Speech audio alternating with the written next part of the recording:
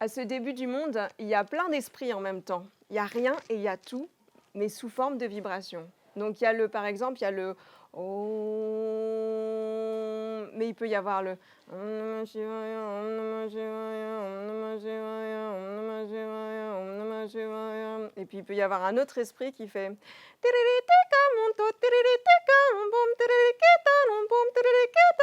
et puis un autre qui fait Oi, tontache, oi, tontache, oi, tontache,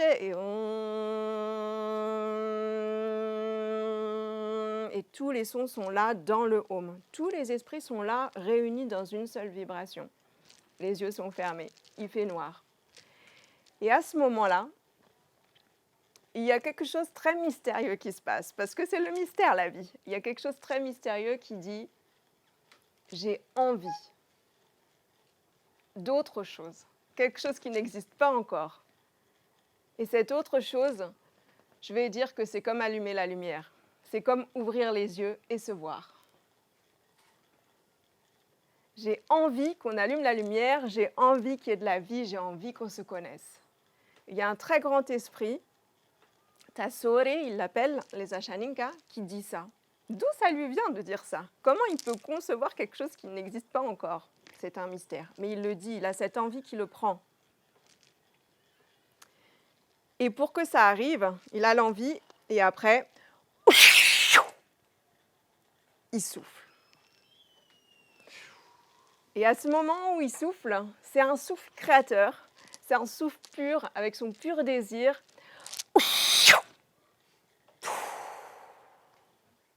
Et tout le monde se voit. Tout le monde se découvre. Incroyable. Un tas de formes et de couleurs, de mandalas, de choses qui se mettent en mouvement. Tout le monde se voit dans sa diversité. Très intéressant. Et ce Tasore, il est très grand, il a une richesse d'inspiration et il a envie de créer un monde comme notre Terre. Et certainement, il en crée plein d'autres. Mais il crée aussi, avec ses souffles, des mondes avec des éléments qui n'existaient pas dans le monde de l'esprit, avec des montagnes, avec des rivières, avec des forêts, avec des oiseaux, avec toutes les fleurs, avec tous les parfums, et avec des humains, des personnes. Je ne connais pas le mot Ashaninka. Benki, quand il raconte, il dit des personnes, genchi. On peut dire des humains, mais peut-être humain, ça veut dire aussi dans d'autres mondes, donc on ne sait pas. On va dire les personnes arrivent sur la Terre. Et chacune des personnes, elle porte en elle le souffle de Tasore. Il y a plein de personnes différentes, mais c'est Tasore qui produit toutes ces personnes-là.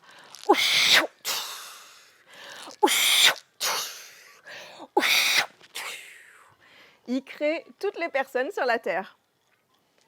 Et puis, une fois qu'il a créé ce beau monde, il crée un être qui va permettre à ce que ce monde continue de vivre, de se développer, de rester en équilibre, de continuer son chemin, sans qu'il soit tout le temps là, derrière, à souffler, souffler, souffler.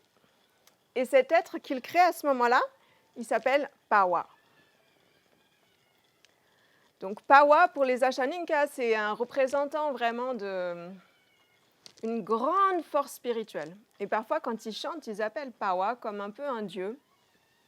Ils peuvent dire, par exemple, Kamine wa nananete, kamine wa pawane,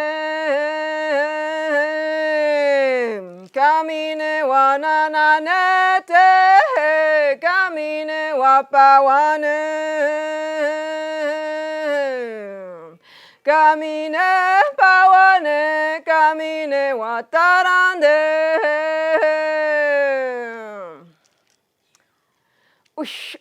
Et camine, c'est le chemin aussi. Donc, on va continuer de cheminer grâce à la force de Pawa. Pawa, il est comme un guide, en fait, qui s'incarne avec le reste des personnes sur cette magnifique terre qui vient de naître. Et c'est un gardien de loi. C'est un gardien de lois universelles qui vont permettre à ce que le monde reste en équilibre. Donc, Pawa, il vient comme un père très lumineux qui dit à ses enfants, eh bien, pour grandir, il va falloir prendre tel type de nourriture, il va falloir faire tel type de pratique pour bien respirer. Et puis là, on va installer des maisons à cet endroit-là, mais pas trop longtemps. À d'autres moments, on va aller dans un autre endroit pour laisser la nature se régénérer. Donc Pawa vient avec une grande connaissance de structure qui fonctionne pour que le monde reste dans l'équilibre.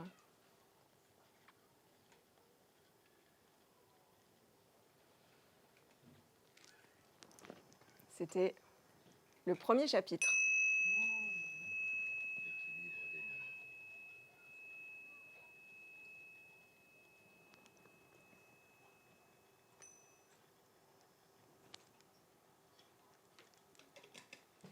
Ce conte sur la création, il nous invite tout de suite à contempler le bien et le mal. Et ça va être le deuxième chapitre, l'arrivée d'un chaos dans le monde, parce que ce Père céleste qui détient les clés de l'harmonie et les lois, eh bien, ça fait partie de l'adolescence que de lui dire qu'on n'a pas envie de l'écouter. C'est un apprentissage que tous parmi nous avons certainement fait à un moment donné. De dire non à des lois pour voir ce que ça fait, pour découvrir par nous-mêmes le sens de ces lois. Et il y a une unité fondamentale dans ce conte, tout est divin, tout vient de Tasore, même la décadence. Mais cette décadence, elle refuse Tasore, elle refuse Pawa et ses lois.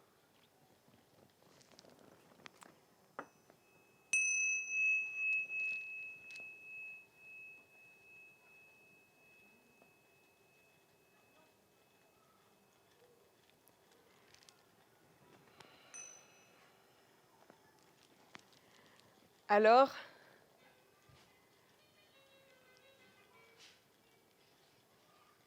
Pawa est parti se promener dans sa forêt magnifique et puis s'asseoir près d'un arbre, se reposer un peu.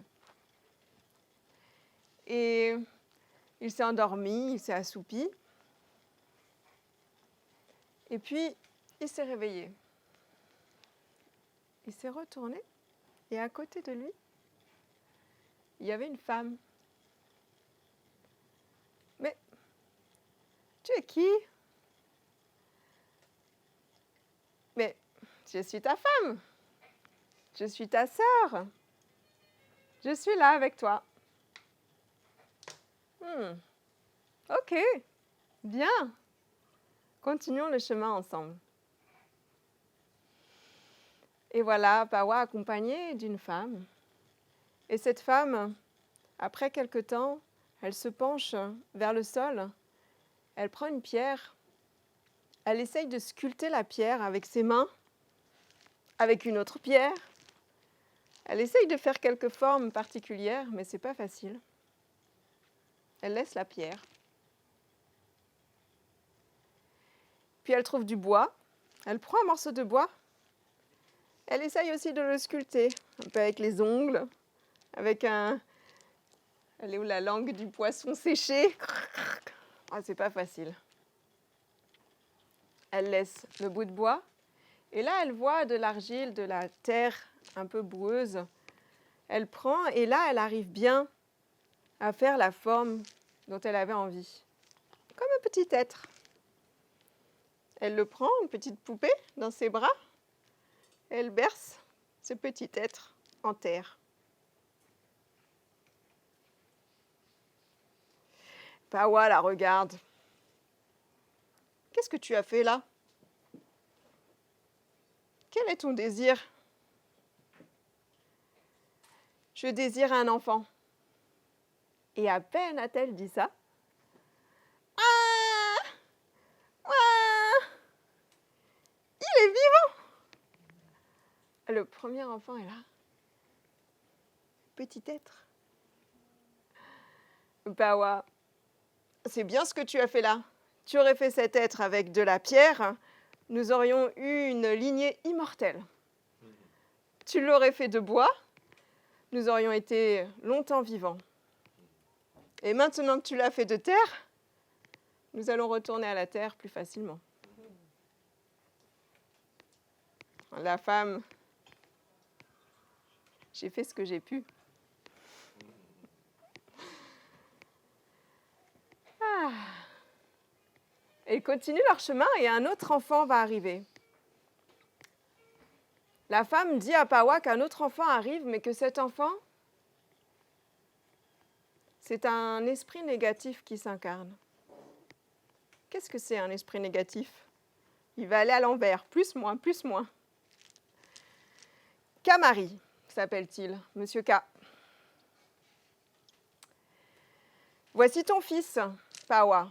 Kamari, un autre fils pour toi. Mais Kamari s'empresse de dire « Non, je ne suis pas ton fils, je suis ton frère. » Et Pawa répond « Ce n'est pas moi qui ai dit que tu étais mon fils, c'est mon supérieur. Je ne suis pas ton fils, je suis ton frère. » Et la vie reprend. Souvent, dans les communautés amazoniennes, il y a des conflits comme ça dans l'air, mais la vie ne s'arrête pas pour autant. La vie continue. Et le fils Kamari est encore jeune et va grandir pendant un temps.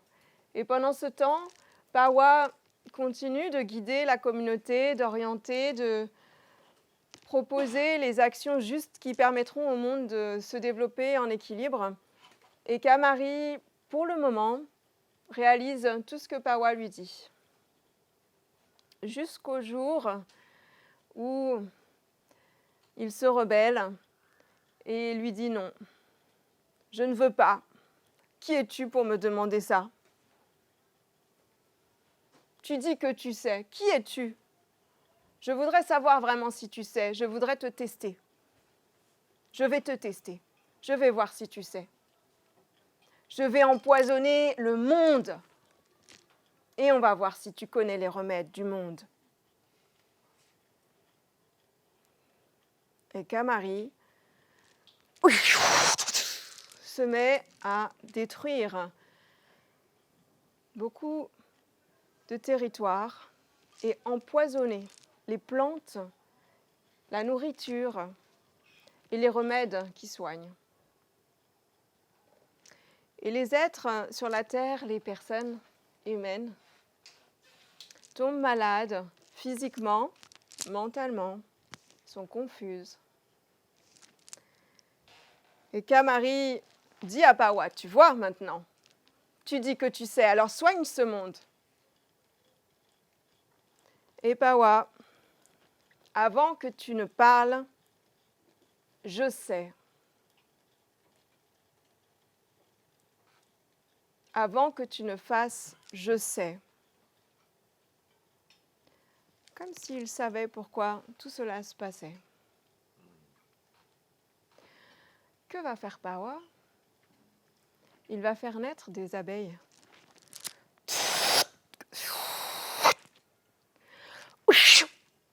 Et il envoie l'abeille récolter le nectar de beaucoup de fleurs dans la forêt.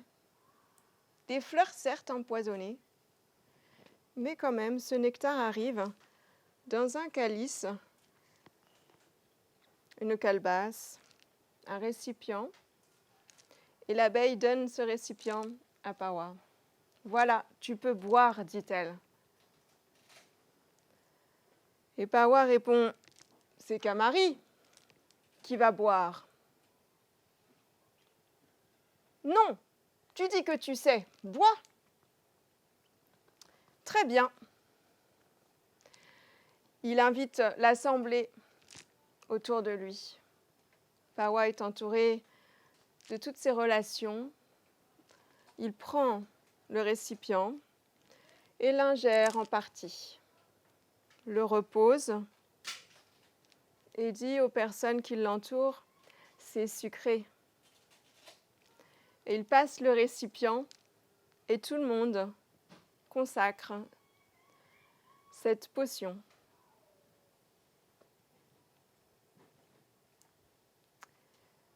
La lumière revient sur les terres soignées et c'est comme le début d'un nouveau monde. dans cette grande et longue histoire Ashaninka, ce moment, c'est comme le deuxième chapitre du monde.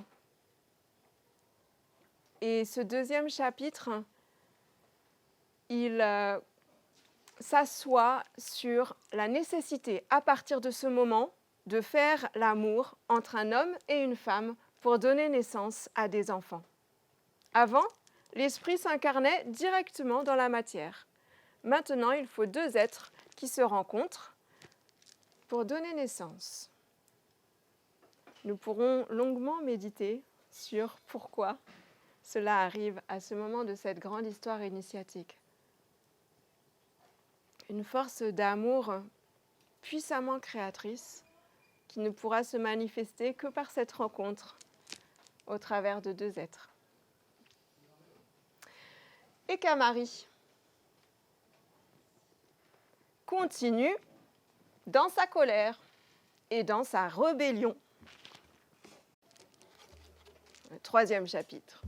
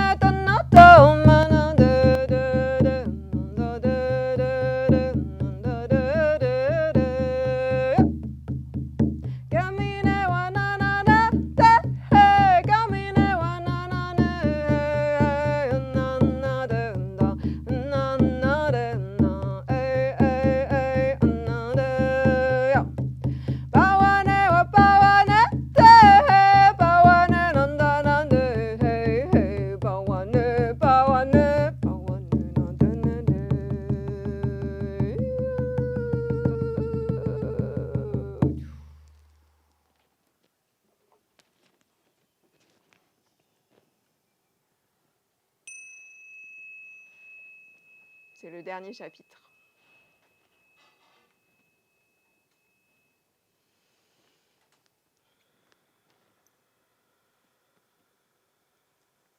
Alors que Kamari continue d'empoisonner le monde,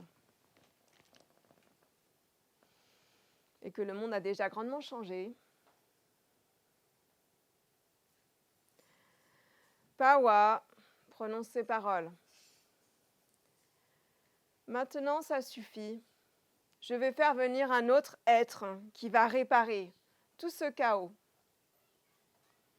Et ainsi descend dans le monde un être nommé Antavyare. Antavyare. Il y a un peu Avatar dedans. Antavyare. Antavyare descend sur la terre et est mandaté par Pawa pour trouver dans la forêt les meilleures médecines qui lui permettront d'avoir un souffle très puissant pour soigner toutes ces personnes dans la confusion et la fragilité physique. Antavyare s'enfonce dans la forêt et trouve de nombreuses plantes qui lui enseignent où trouver sa force. Il revient